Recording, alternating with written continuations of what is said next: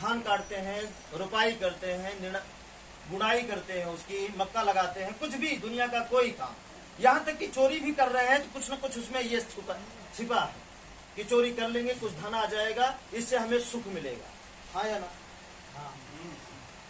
अगर आप बनिया है, कोई चीज तौल रहे हैं, अगर उसमें कुछ काट रहे हैं, काट के तौल रहे हैं, अगले को बेवकूफ बना रहे हैं, तो भी उसमें है ना। दुनिया का हर काम आप कर रहे हैं सुख के लिए, और शायद पूजा पाठ भी सुख है, शांति की, हमारा परिवार शांति के साथ जिंदगी जिए, हमारे परिवार में कलेश ना रहे,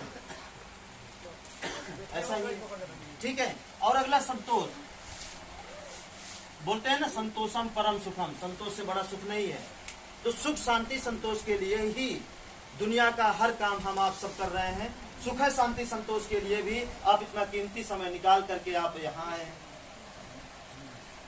सुख है शांति संतोष के लिए हम अपने बच्चों को अपने से दूर दिल्ली मुंबई पढ़ाने के लिए भेजते हैं या कमाने के लिए भेजते हैं।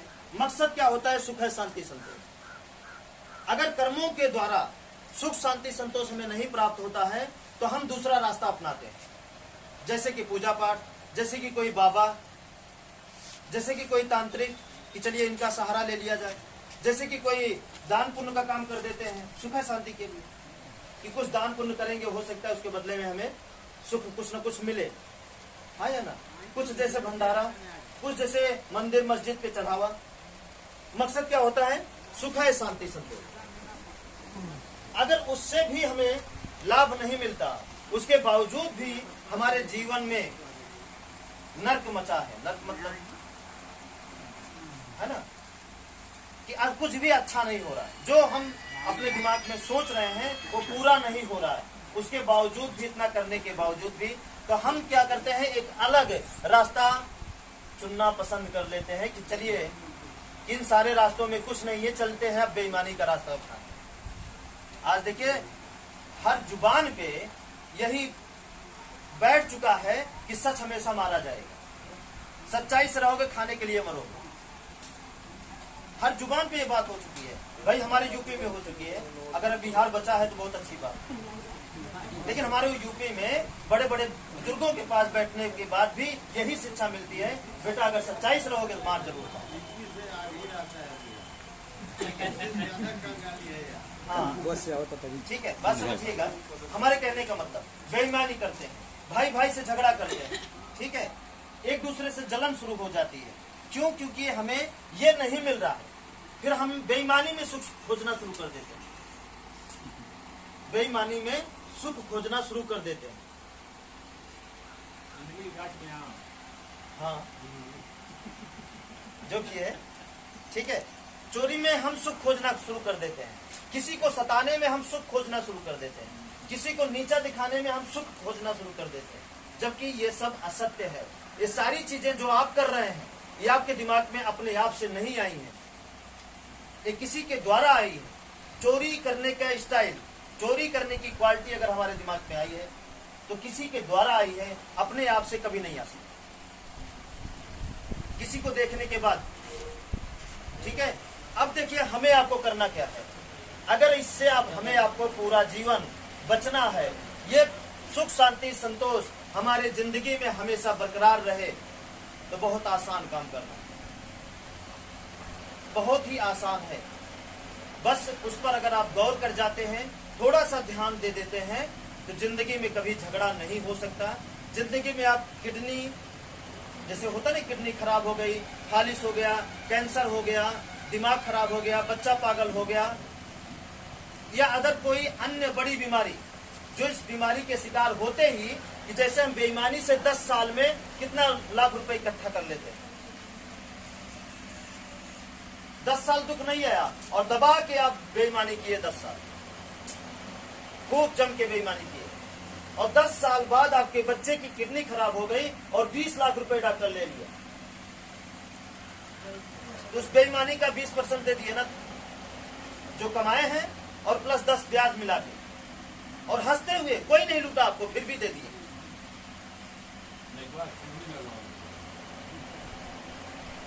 नहीं तो मरेगा बच्चा। होता है कि नहीं होता है? कम बेईमानी कम दुख, ज्यादा बेईमानी ज्यादा दुख। बस बुराई के रास्ता पे तुरंत सजा नहीं मिलती। बुराई के रास्ता पे अगर आप चलते हैं तो तुरंत सजा नहीं मिलती। सजा उस समय मिलती है जब आप पूरी तरीके से मजबूर हो जाते हैं। कहते हैं ना, गरीबी में आटा गील होता है। आटा नहीं है तभी गील होता है, तभी गीला होता है। आटा रहता है तो गीला नहीं होता। तो उसी तरीके सजा हमें आपको मिलती है बुराई के रास्ते में। ठीक है, अब चलिए हमारी किडनी ना खराब हो, मीटिंग चालू हो गया। हमारे बच्चे जो पैदा हो स्वस्थ पैदा, अच्छे हो, वो पढ़ने में तेज हो, जो सोचे वो पूरा हो। इसके लिए आपको क्या करना पड़ेगा कि इंसान के बनाए हुए भगवान को मानना बंद करना पड़ेगा। अब इंसान का बनाया भगवान कौन है आप अच्छी तरीके से नहीं जानते हैं। चेक करिए, जिस भी भगवान को अगर आप मानते हैं उसमें से एक भगवान को बताइए कि वो इंसानों ने नहीं बनाया। कहाँ बने? इनको इंसान बनाया कि नहीं बनाया? इनके ऊपर जो गाना है इंसान है, इनके ऊपर जो कहानी लिखी है इंसान है। हो सकता है कल्पना करके लिख दिए हो तो ना जल्दी है ना, ये भी हो सकता है। हाँ हाँ, सभी लोग मान रहे हैं, लेकिन आपको मानने के लिए जिस तरीके से आप भोजन करते हैं तो भोजन का चेकअप किस चीज से करते हैं? प्रकृति ने, कुदरत ने, जिन्होंने हमें आप सबको बनाया है, उन्होंने हमको क्या दिया? आंखें दी देखने के लिए, उसे देखो सही है गलत, ठीक है। उसका सुगंध लेने के लिए नाक दिए, स्वाद लेने के लिए जीभ मिला है, गर्म है ठंडा है, कैसा वो वातावरण है या कैसी चीज है उसको छूने के लिए त्वचा मिली है, चलने के लिए पैर मिला, सुनने के लिए कान मिला, सही गलत का निर्णय लेने के लिए हम सबको दिमाग मिला। तो आप एक शर्ट खरीदते हैं तो इतना देखते हैं, और जिसको जिंदगी सौंपते हैं उसके बारे में क्या देखते हैं? ध्यान दीजिए। अब एक गाड़ी 40,000 रुपए 50,000 की खरीदते हैं तो उसको 20 बार देखेंगे, सही है गलत है, भागेगी कि नहीं भागेगी, एवरेज देगी कि नहीं देगी, और जिसके लिए आप जिंदगी समर्पित कर दिए हैं उसके बारे में आप इनका इस्तेमाल क्यों नहीं करते?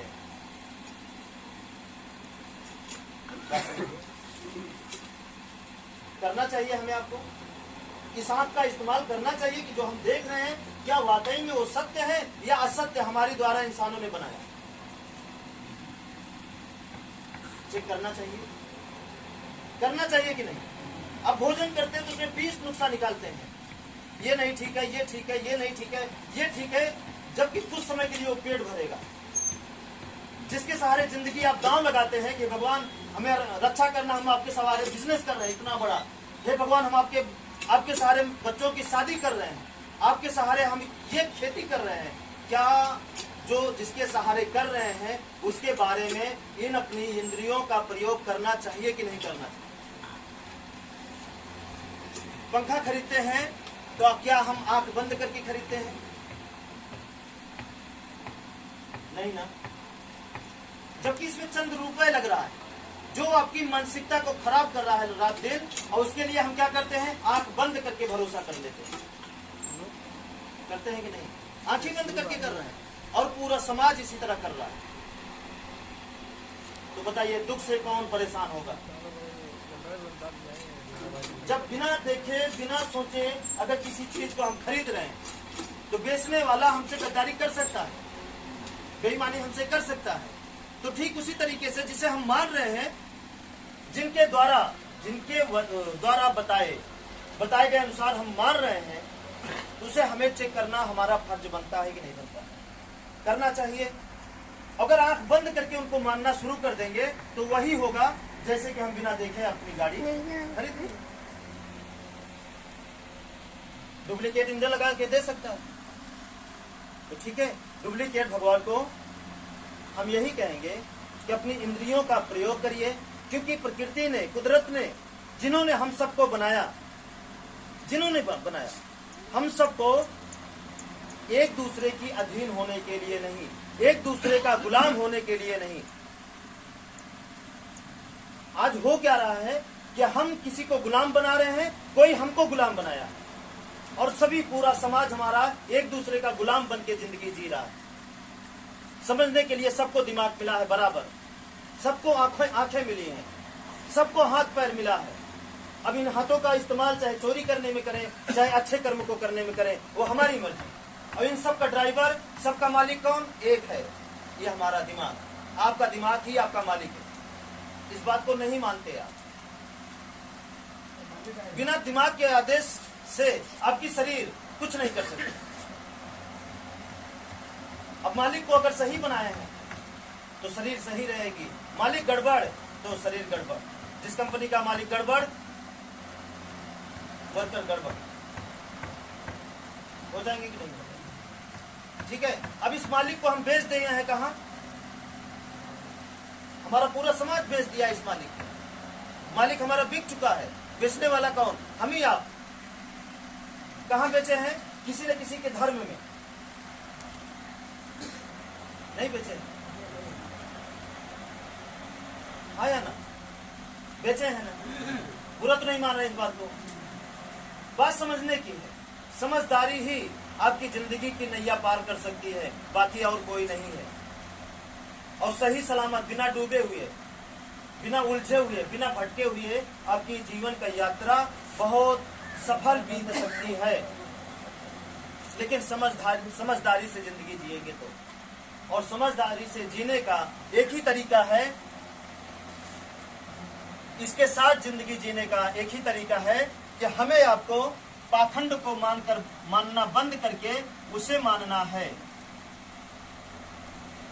जिसे कोई नहीं बनाया। कोई इंसान न बनाया है न बना सकता है। कोई इंसान जिसे न कैद कर पाया है और न ही कैद कर सकता है, वो है प्रकृति। प्रकृति मतलब हवा पानी। अब बात समझिएगा, जिन लोगों को ये लगता है कि रोज रोज हम वही बात बताते हैं, तो हम तब तक बताएंगे जब तक ये बात आपको समझ में नहीं आएगा, जब तक आप इस पर आप चलने नहीं लगेंगे। क्योंकि इसके आगे की कहानी आपको तभी समझ में आएगी जब आप इस पर चलना शुरू कर देंगे। तो नहीं, इसके आगे की जो भी बातें हम आपको बताएंगे वो सारी बातें आपके दिमाग से ऊपर उड़ जाएगी, कोई फायदा नहीं होगा। ठीक है। वो है प्रकृति, जैसे कि हवा, पानी, जमीन, आसमान, सूर्य। अब आप इन पांचों चीजों में अपने बुद्धि का इस्तेमाल करिए, कानों के द्वारा, आंखों के द्वारा, ठीक है, और इस दिमाग के द्वारा इस्तेमाल करिए कि क्या किसी भी जीवन से ये पांच चीजों में से एक चीज निकाल दिया जाए, क्या वो जीवन रह जाएगा? क्या आपका दिमाग इस बात पे सहमत है? रहेगा या नहीं रहेगा? हवा मतलब सांसें, जो हमारी सांसें हैं। पानी मतलब 70% से ज्यादा शरीर में हमारे पानी है कि नहीं है? इस बात से सहमत है? ठीक है। जमीन जो 12% के आसपास है, मांस है, ये जमीन का हिस्सा। आसमान, कहीं कहीं हमारे शरीर में खाली स्थान, वो आसमान का हिस्सा है। हमारे शरीर में जो गर्मी है, ऊर्जा है, उष्मा जिसे बोलते हैं, वो है सूर्य का आसमान। ये पांच चीजों से मिल करके हमारी शरीर बनी, और इन्हीं पांच चीजों से मिलकर दुनिया की, पूरी दुनिया का रचना हुआ। इस गाड़ी का भी, इस पंखे का भी, इस छप्पर का भी, आपकी खेती का भी, प्रत्येक जानवर का भी। बात समझिएगा। सोचिए ना, हमारा आपका दिमाग इतना नहीं काम करता कि हम सच को सोच लें कि सत्य क्या है। अगर सत्य वो होते जिनको आप मानते हैं, तो क्या उसी रूप में उनको हर देश में रहना चाहिए कि नहीं रहना चाहिए? लेकिन जो सच है वो उसी रूप में हर देश में रहेगा कि नहीं रहेगा? क्या सूर्य हर देश में इसी रूप में है? पानी इसी रूप में हर देश में है? ये जमीन, ये आसमान, ये हवा है कि नहीं है? किसी भी धर्म के व्यक्ति अगर इनमें से किसी एक को इस्तेमाल करना बंद कर दे, क्या वो जिंदा रह सकते हैं? तो क्या लगता है ना, अभी तक आप सब बोले थे भगवान को किसी ने नहीं देखा। भगवान को बिना देखे कोई जी ही नहीं सकता। भगवान के बिना इस्तेमाल किए कोई एक कदम नहीं चल सकता, बशर्ते वो अपनी आंखों से जिंदगी नहीं देख रहे हैं, वो दूसरों को बताए हुए अनुसार जीवन को देख रहे हैं। इसलिए भगवान समझ ही नहीं आए, नहीं है ये भगवान।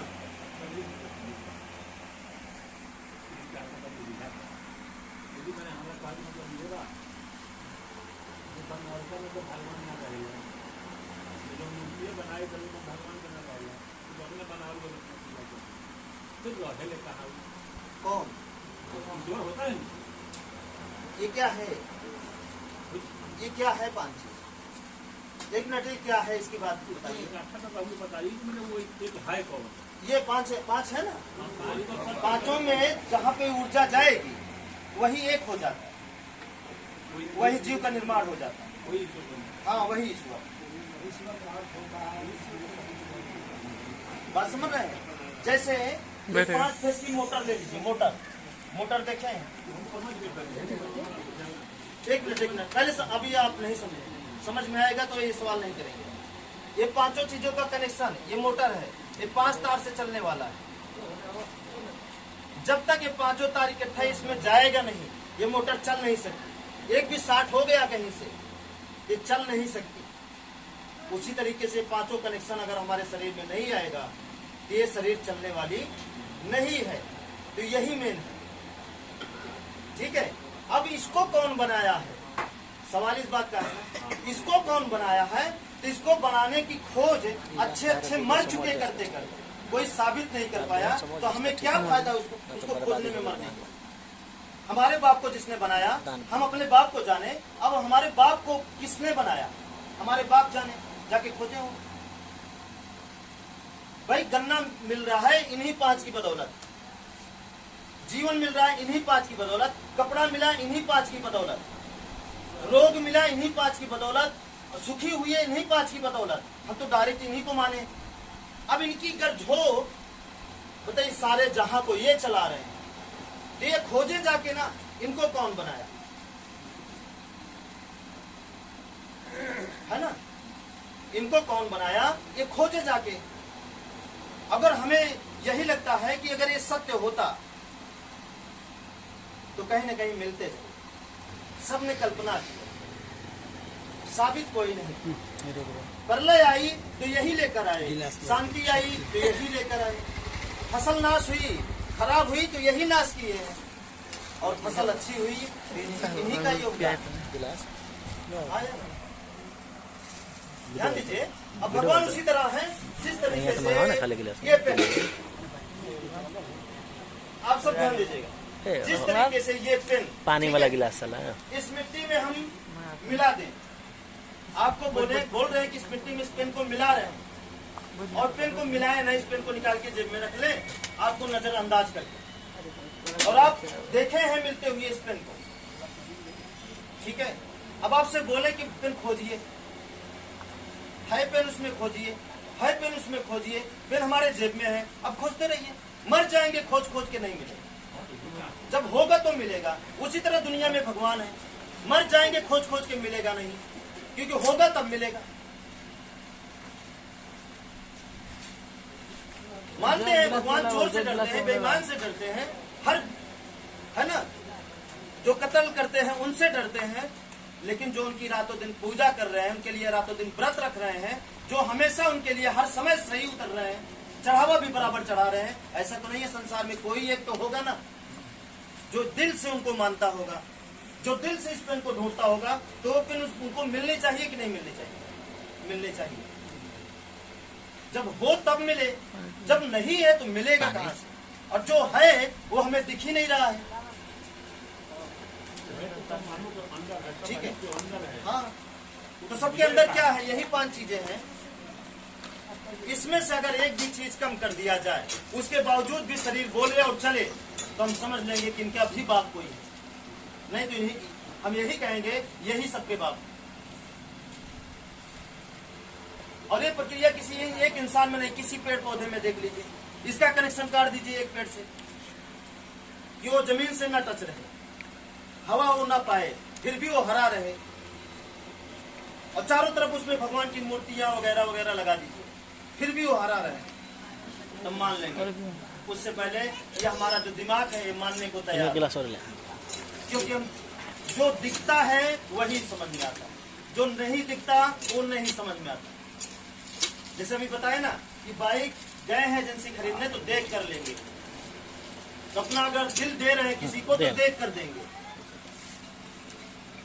तो देखने में यही आ रहे हैं, परखने में भी यही आ रहे हैं, कण कण में भी यही है, हर जगह में यही है, जीवन मृत्यु यही देते हैं, सुख दुख यही देते हैं, और एक को नहीं, ये नियम सबके ऊपर लागू। इन 5 चीजों का नियम हर एक व्यक्ति के ऊपर लागू है। भगवान भेदभाव नहीं करते, लेकिन जितने भी इंसान के बनाए हुए भगवान हैं वो सभी भेदभाव कर रहे हैं, लेकिन हम इनको कभी नहीं देखे भेदभाव करते हुए। आप देखे हैं क्या कि कोई प्यासा पानी पिया हो उसकी प्यास से न बुझाए, भेदभाव किए हो, तुम छोट जात के हो, ऐसे जात के हो, तुम गरीब हो, तुम्हारी प्यास कैसे बुझ सकती है? कोई इसमें डूबे और मरे ना, ये कभी भेदभाव नहीं किया। 10 तल्ले की बिल्डिंग से चाहे एक अमीर कूदे चाहे एक गरीब कूदे, गिरना जमीन पे ही, ये भेदभाव नहीं किया। लेकिन वो सारे पाखंड भेदभाव करते हैं। बारिश हुई है तो सब क्या है, एक समान हुई है। सूर्य निकलता है तो सबके लिए निकलता है, चाहे वो सांप हो, बिच्छू हो, फसल हो, अमीर हो, गरीब हो, सबके लिए निकलता है। लेकिन इंसान के बनाए हुए भगवान क्या एक जैसे सबके ऊपर लागू है वो नियम? ऐसा नहीं है, दर्शन नहीं कर सकते। क्या नियम है ये पाखंड नहीं, पाखंड नहीं है।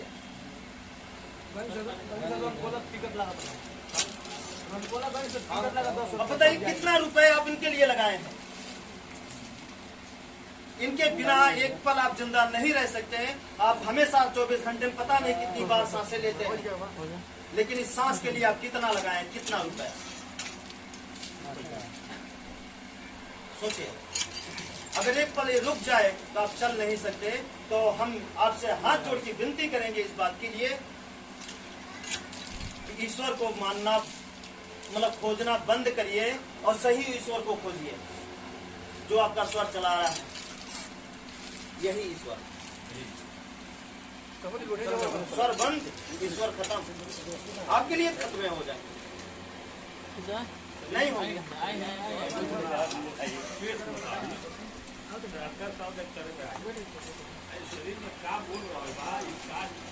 हवा है, हवा हवा हवा हवा, बिना हवा का आवाज नहीं है। सब कण में तो वही एक हाँ वही एक हाँ, 5 ही चीज, 5 ही चीज सब में है। सब में कभी ईश्वर है। हाँ, उस ईश्वर का रूप ईश्वर को देखता है, यही है ना, देखिए ना, वही तो चाहिए। देखने को नहीं मिलेगा आपको, यही है साहब, पढ़ने को भी है, यही है। अब जैसे इसमें ये बोलती है, गाड़ी चलती है तो इसमें प्राण थोड़ी है, वो हवा बोलती है, वैसे ही हमारी जुबान बोलती है। काका जी उधर चलिए। ये देखिए ना, हवा देखिए चल रहा है ना, आवाज आ रही है। गाछ टूट देगा, हवा लग जाए कोई चलना, आने आ जाइए। अरे गाछ टूट चला यानी तूफान से, लेकिन हवा तो देखने को नहीं मिलता। ये काला है, नहीं नहीं, ये त्वचा मिली है ना, महसूस होती है, बाकी और कहाँ महसूस होता है? देखने को नहीं मिलेगा। ये है ना, देखिए ना, महसूस तो हो रहा है। हमें चाहिए क्या? सांस ले रहे, महसूस तो हो रहा है। बंद करके देखिए ना। अब चलिए देखिए, एक चीज और ध्यान दीजिए भाई। देखिए, सबके घर में बच्चे जन्म लिए हैं, जिनके नहीं लिए होंगे पड़ोसी के हाथ लिए होंगे, लिए है ना? या कभी आप भी तो बच्चे थे। अब बताइए, इस जमीन पे जब ये 5 चीजों को मिलकर एक बच्चे का जन्म होता है, जब इंसानी बुद्धि उस बच्चे के दिमाग में जब तक नहीं जाती, तब तक वो किसे मानता है? सबसे पहले किसे जानता है?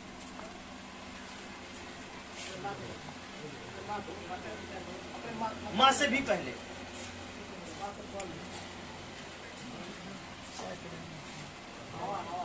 भला जी सबसे पहले इन्हीं चीजों को जानता है, उसके बाद जो है वो काका काका जानता है, पापा मम्मी जानता है, जानवर जानता है, भगवान जानता है, देवी माँ जानता है, उसके बाद जानता है। वो भी हम जनवाते हैं तब जानता है शंभू जी सबसे पहले।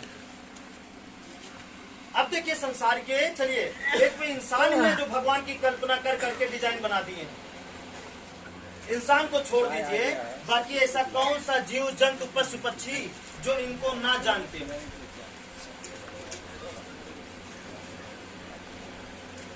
बताइए, भैंस को प्यास लगी रहे और पानी आप छुपा के रखे रहिए, अगर भैंस पानी न खोज ले तो बताइए, लेकिन वो मंदिर कभी नहीं खोजेगी।